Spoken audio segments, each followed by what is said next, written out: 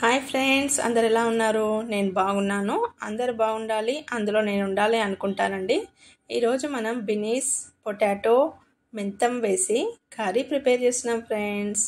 ఇది రోటీకైనా రైస్కైనా చాలా బాగుంటుందండి. పొటాటోని అయితే బిగ్ సైజులో కట్ చేయాలి.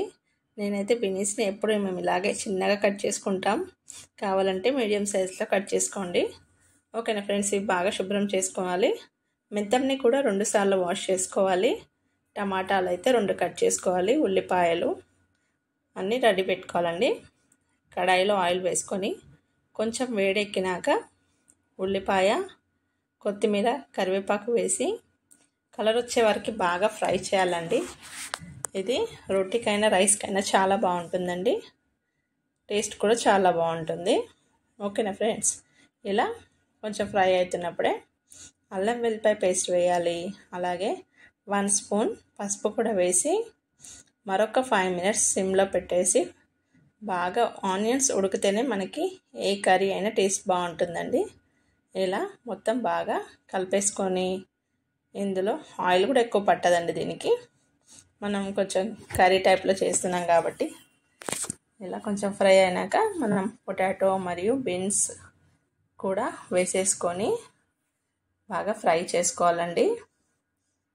ఇది చాలా బాగుంటుందండి టేస్ట్ అయితే.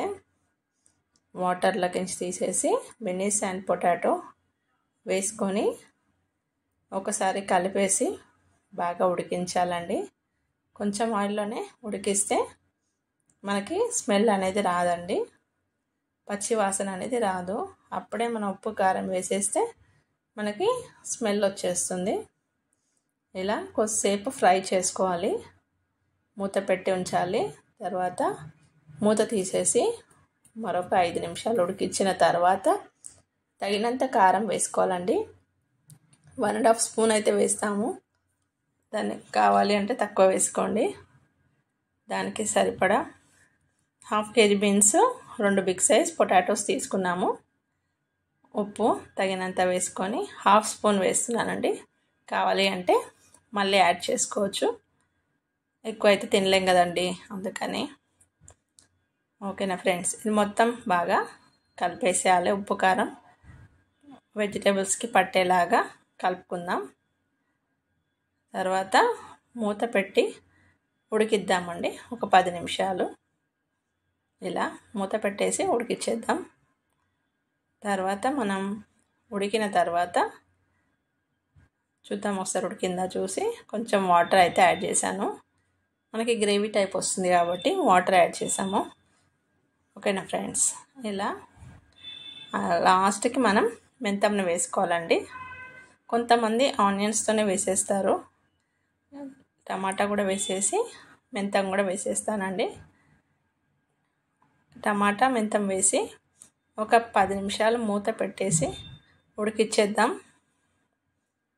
టమాటా 5 మినిట్స్ తర్వాత మెంతం కూడా వేసేసి మరొక 5 to 10 మినిట్స్ ఉడికిచ్చేద్దామండి. ఎంతో టేస్టీ బీన్స్, పొటాటో, మెంతం కర్రీ అయితే ప్రిపేర్ అవుతుంది ఫ్రెండ్స్. మనకి టేస్ట్ కూడా చాలా బాగా వచ్చిందండి. రోటీకైనా రైస్కైనా దేనికైనా తినొచ్చు. ఓకేనా ఫ్రెండ్స్, ఈ వీడియో మీకు ఎలా అనిపించిందో చెప్పండి. కొంచెం కొబ్బరి పొడి, కొంచెం నువ్వుల పొడి వేసేసుకొని స్టవ్ ఆఫ్ చేద్దాం. మెంతంతో గార్నిష్ చేశాను. వీడియో నచ్చితే లైక్ చేయండి, షేర్ చేయండి, సబ్స్క్రైబ్ చేయండి.